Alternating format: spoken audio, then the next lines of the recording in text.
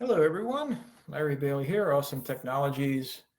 It's Tuesday, 4 p.m. We get together as a community every Tuesday, as long as we don't have a conference to go to or it's some holiday. Hi, Katie. I'll see you in a few days, right? Am I coming to Omaha for our get-together? Amy is inviting me. Amy, I would love to, but my wife would divorce me because I've been traveling all last week to Lenders One conference. I'm traveling all next week for ICE, and that is 2 more weeks of travel than I've done in the last year. So thank you, but I appreciate it. My wife's way more important, Amy. Sorry, easy. That's an easy one. Anyway, thanks everybody for coming. We, yeah, really good answer. No hesitation on that one, Katie. Get over to mortgage.community and join the group that gets here every Tuesday at 4 p.m. Eastern. And we meet for 30 minutes. It's a quick hit. You can usually fit it in. If you can't, that's okay. You can always watch the replay, listen to us on podcast, and ask questions. I'm seeing a bunch of people that I recognize. We've got a couple of new faces. Thank you very much for coming. Hopefully you make this a normal thing. This is a community conversation, so I usually have a topic. Today is no exception. Obviously, if you've got a testing environment, you got 24.1 dropped into your testing environment over the weekend. Don't know if you've had a chance to check that out or not. So we're here to talk about it. And if anybody wants to come up on stage, we can invite you as a speaker. You don't need to have video on. That's just me. I'm just a kooky guy who likes to be on video. But you can join if you want to talk through. That's fine. There's no call-in number, so you got to have a mic. And you can even use your phone if you don't have one on your computer. So does anyone have any questions? The new disclosure field is no joke. I told you, Brian. I told you. And if you haven't heard my 24.1 walkthrough, I did the walkthroughs a couple of weeks ago for a desktop. It's in 2 versions or 2 installments, to whatever, one for Encompass Web and one for TPO Connect. So keep in mind, Brian, if you didn't read the footnotes, this is important for everybody. The new Mavent has new disclosure fields, but there's no data in there. So don't get excited that all of a sudden you start writing rules for Mavent data fields. The fields are there first. And then in some future release, the Mavent data will populate. So don't get fooled. Don't miss that part. And I brought up all the information to share online. The admin checklist only has one problem that I found, which I'll bring to your attention. And the rest of it, there's about 108 pages. There were some alerts to the update, to the release notes. I'll talk about those for a second. But yeah, I would definitely listen to the 2 installments of the 24.1 walkthrough. Mostly stayed the same, but I've been saying check out the web side for now over a year. I'm very, very excited about a lot of the developments. We're going to hear about a lot of this, you bet, at ICE. ICE released yesterday the updates for the winners. I've been noticing a pattern in these winners. These are all winners who use the ICE technology products. Like the more products you use, the more you win. It's kind of a weird thing, but it's what I've noticed in their things. And it does work, right? Mike talks. I think it's integrations, really. I think for those that are using the data and document thing, used to be called AIQ. I think that actually works really well. And so is that a function of using it, and so therefore you get recognized for using it, or your business is just accelerated? I don't know. But I do know that last week, I do want to talk about a couple of things. First of all, to hear the full replay, just get over to mortgage.community and watch the video, because I'm going to be sharing a lot of stuff on screen today. You're definitely going to want to watch the video, and we'll go from there. So the Lenders One conference last week, if you're not, I do, and I'm saying this because the last time I got involved with Lenders One was about 15, maybe even 20 years ago. It's probably less. I'm just old and think everything was always back in the day. Anyway, I used to know Lenders One for just the warehouse lines. So they've expanded quite a bit. And if you're not a Lenders One member, I would thoroughly encourage you to reach out to Lenders One Mortgage Cooperative and talk to them.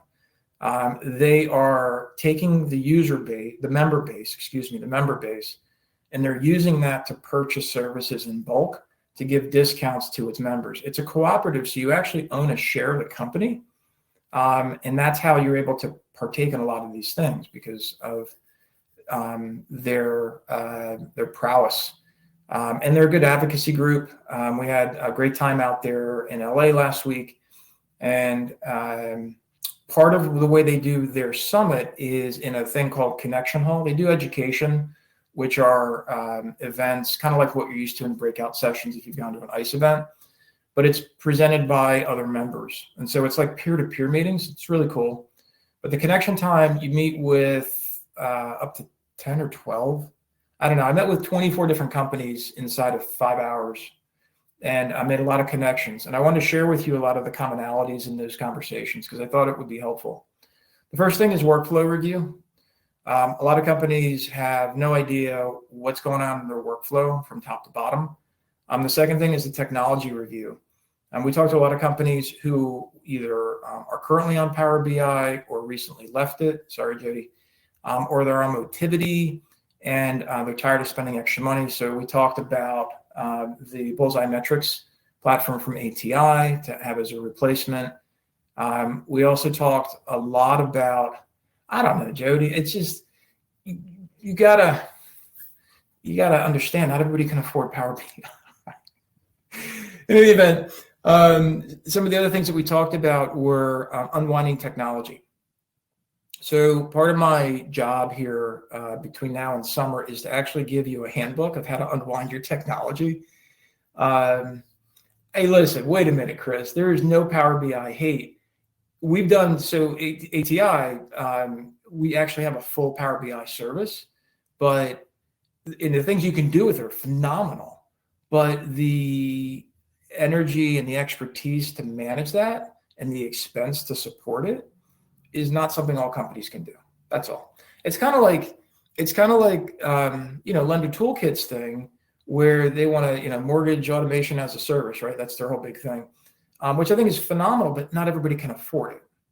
It's even Encino, right? Encino's got a great product, but not everybody can afford it. So I like to talk in terms of affordability and leveraging everything that's native first, and working with small businesses that can give you a lot of value for your money.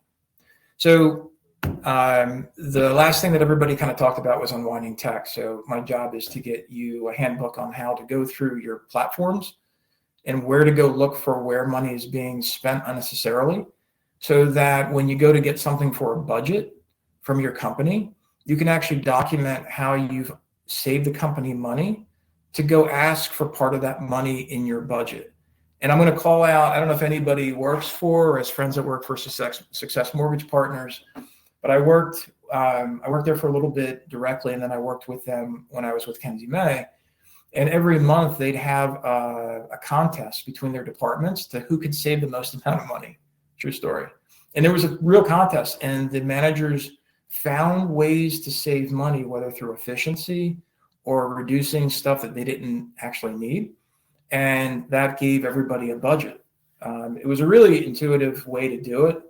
The ownership there really empowered their teams to create a situation of opportunity to save the company money.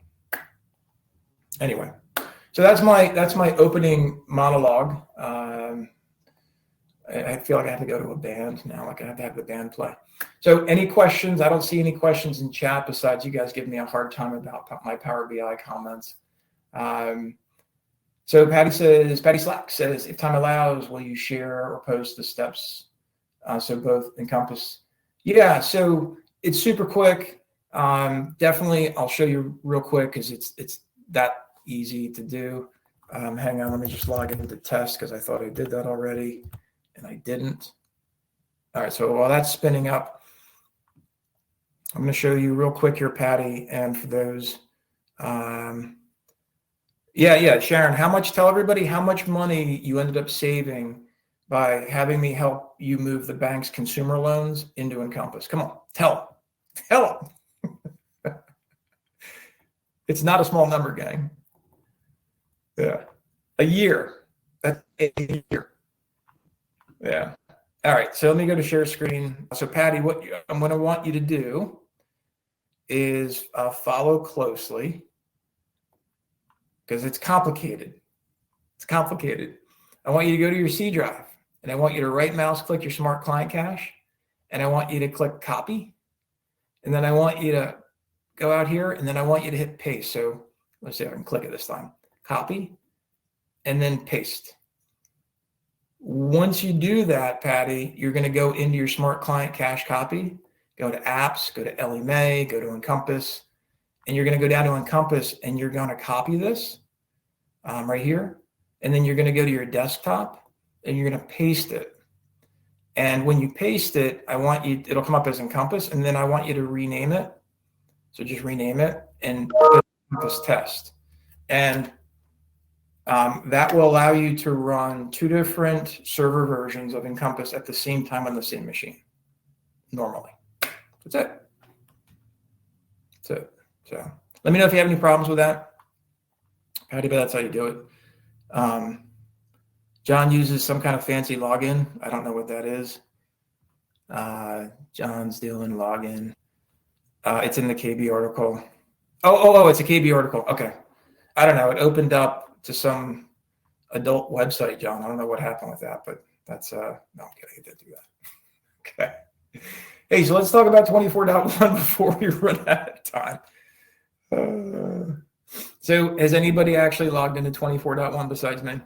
Am I the only one? Hopefully somebody else has. If you don't have a testing environment, sorry. But it is important to know that the updated borrower summary form, that's cool. Brian got it, me. Yeah, so in the borrower summary, there's a new first-time homebuyer checkbox. Oh, let me bring this up over. Is this going to help? There's a checklist. Where the hell is the checklist? Checklist, here it is. So admin checklist, you can find this in the release notes. And again, if you don't have release, does everybody have the public version of release notes? You want me to put it in the chat just in case? I'll just put it in chat. What the hell? What's the difference? So this is a public site. If you don't have it, go there.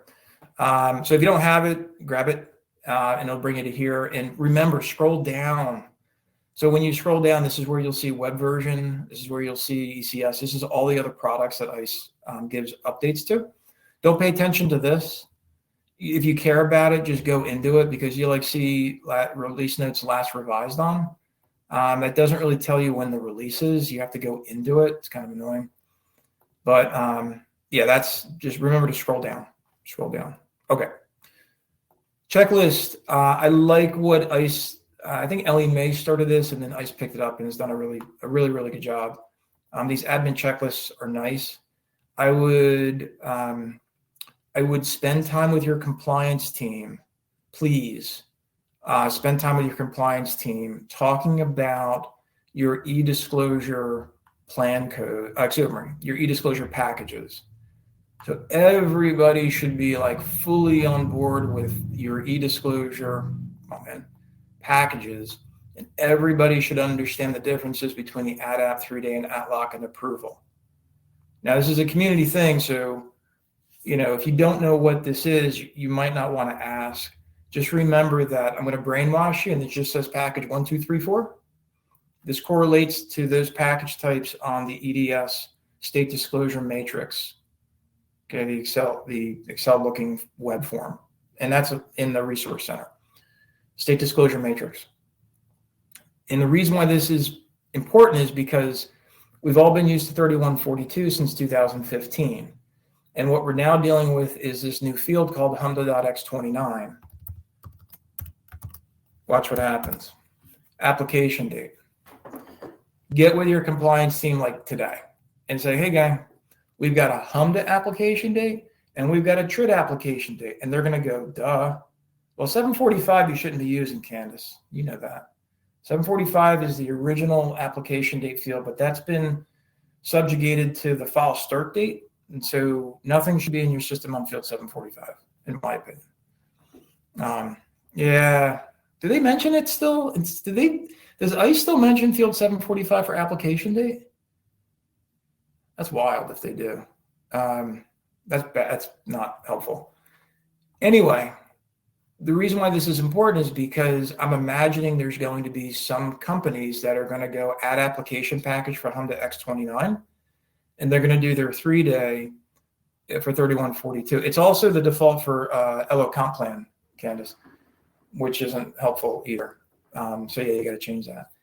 So check with your compliance team and check with your admin checklist, because you're going to be dealing with this concept of when do we use the add application for the initial package versus the 3-day, and it might be the same, right? It might be the same, but Candace said it. Oh wait, that's talking about Honda.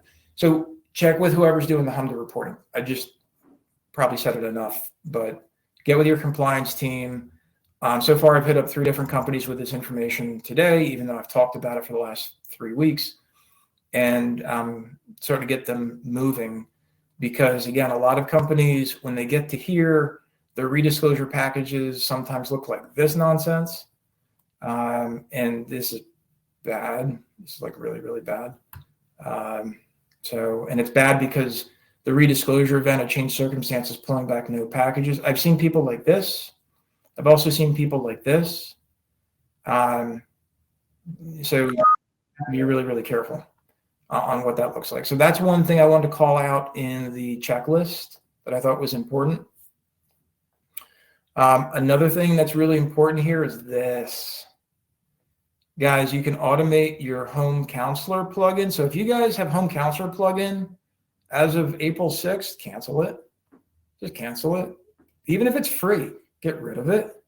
I don't care who it's from. There's no need for it.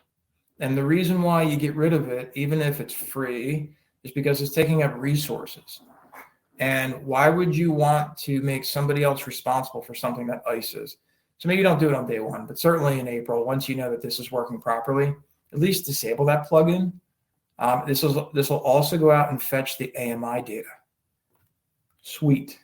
So now you can tell if your borrower is immediately eligible for an AMI situation for reduced LLPAs on first-time home buyer purchases, which brings me to the first-time home buyer piece, right? So there's a checkbox down here. Katie, where is that sucker? Somewhere around here. There's, sorry, I'm scrolling. Watch your eyes. Watch your eyes. There it is. So these 2 new fields, if you're using any type of custom input form, definitely grab the new field IDs, because this, in conjunction with your AMI, typically any borrower who's a first-time home buyer makes the loan eligible if it's a purchase, possibly for AMI reduction for LLPAs. If I just said a whole bunch of gibberish to you, check with your sales team, check with your secondary team. It won't be gibberish to them. It's a big deal. It can mean thousands of dollars in savings. And if your team is more educated than your competitors on a purchase transaction, you get the deal. And every deal counts. So any questions so far? Again, I'm watching the chat. You guys are doing okay. So that's good. Amy, I missed Amy's comment. TPOC was released already. Not enough time to go through the releases. So I checked at TPOC. I couldn't find the pizza tracker. I checked on it today, so I probably missed it or something. But I did check UAT. I didn't log in with the UAT portal, so maybe that's why I didn't see it. But I'm very interested in it. Obscure place to put first-time home buyer for LO workflow. Well, Mike, so here's the problem. This is on the native borrower summary. So like you guys, if you're using like a loan officer summary page or loan officer workbench, you got to make sure you go and add these fields if you want to have them in there. Yeah, Amy, Amy and I are kind of riffing on TPO Connect. Guys, I've been using Encompass since the beginning. I'm an obvious fan of things that make me money. Encompass has always made me money because they've always been ahead. I work in Byte Pro. I work in Meridian Link. I've worked in Lending Pad. I worked in Point. And the ability to customize your workflow with constantly updating technology that's ahead of the curve. Honestly, ICE is in a class of its own. It's expensive as hell compared to some others. And that's why you are where you are, so you can leverage this stuff for your business. So, oh yeah, the LDD. Well, Mike, it's the first-time homebuyer's got to go on the LDD because that's got to pass the Fannie, so that Fannie won't hit you with the LLPAs on delivery, right? So my point is, I'm going to call whoever's on this call. There's 34 of us. I want to do a one-on-one showdown for online application and borrower interaction between Consumer Connect and Simple Nexus and Blend, and big POS. I'd love to do like a real live, what do we use it for? Because as I go through these workflow reviews for different companies that use Simple Nexus, I just had one yesterday, Tuesday? Yeah, yesterday. And a loan officer literally is using it to take an online application and collect documents. And the bar and the company's paying like, I don't know, what does it cost? $45 a month per seat or some number. Anyway, it's a lot of money. The other thing that happened in here, and see if I can find it real quick. Let me look for it. Hang on, hybrid. This is a new right here.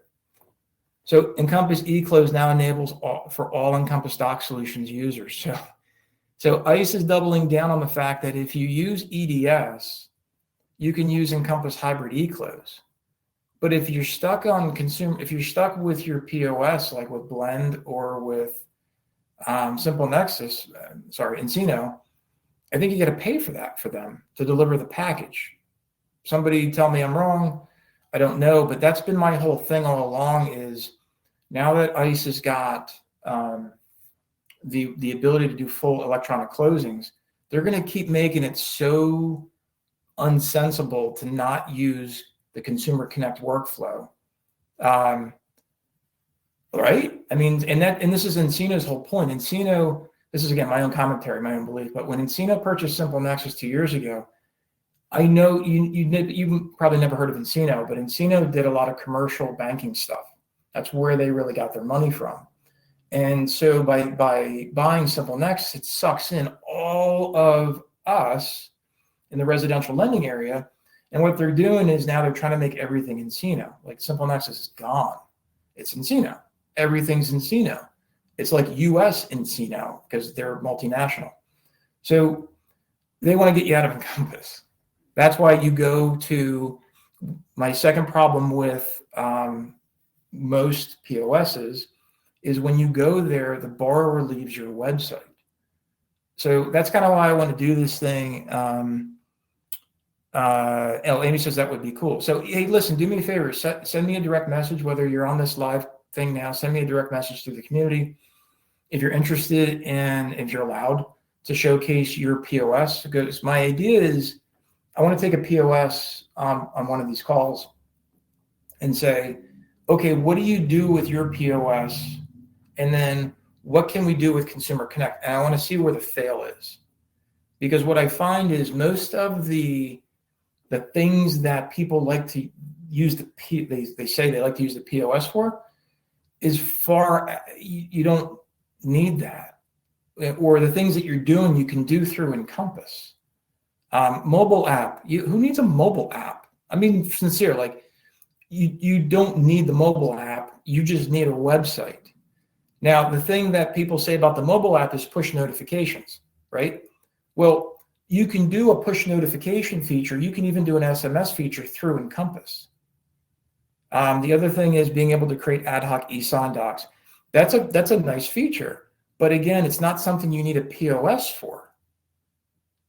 You really don't, So yeah, and a lot of people do. Listen,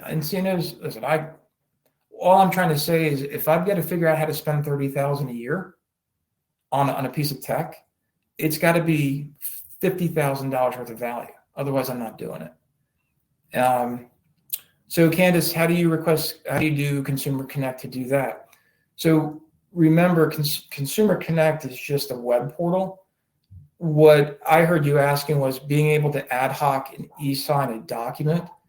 The reason why you can do it through Encino is because they sub-license an e-signature envelope that gets masked through their app.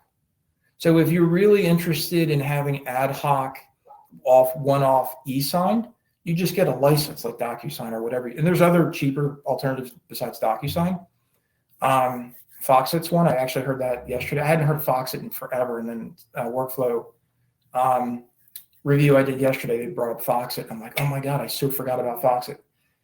So Adobe Sign is up there, Amy. I don't know what the cost is, but when you say go outside Encompass, it's a link that you put in the notification to the borrower. And so again, do you need a POS for that? Chris says we have a lot of complaints from borrowers not being able to get to the portal, and it was frustrating. We stopped using Consumer Connect. Yeah, I think that was an important lesson that ICE and Ellie Mae learned a few years ago, Chris. I would encourage you to check it out now, right? I mean, one-time passcode solved for a lot of problems.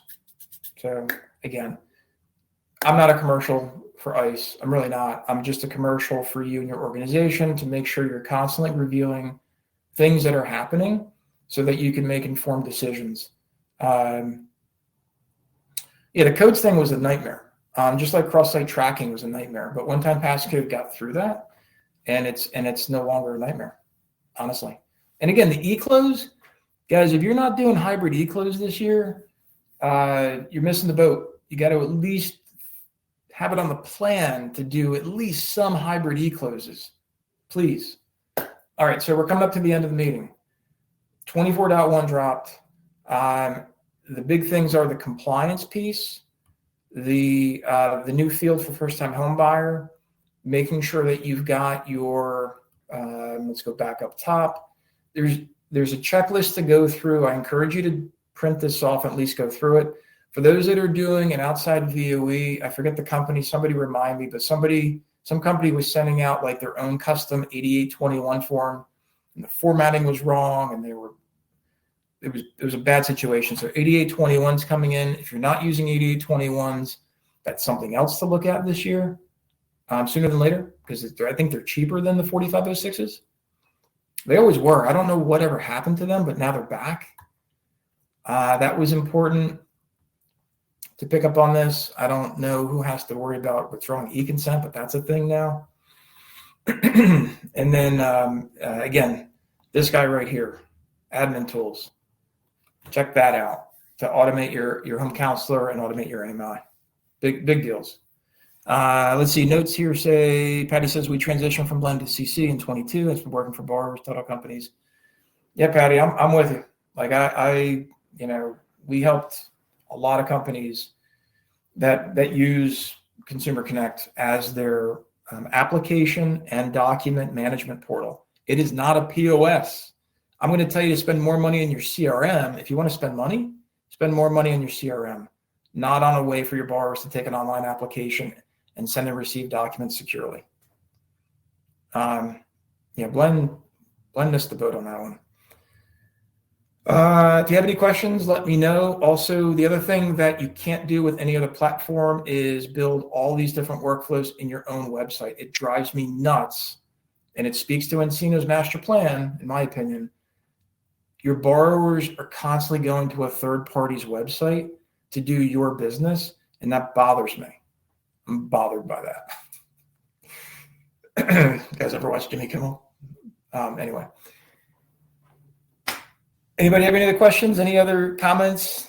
If you don't have a testing environment, you have any questions, please put them in the community. Be glad to answer them. I'm sure everybody will. And next week's ICE. Travel safe, everyone. Hopefully you're going to the wrap-up show. Make sure you are RSVP to the wrap-up show. Otherwise, you might not get in. Amy's going to be the bouncer. Katie's her backup, so watch out. And everybody take care of Sharon. It's Sharon's first trip away from home. She's never traveled. No, I'm kidding. But definitely buy Sharon a drink. First time she's in Vegas. So we got her. You guys are awesome. Have a great rest of your day. Enjoy. Thanks for coming to these. I really appreciate it. You guys be well. See you on the community. Bye-bye.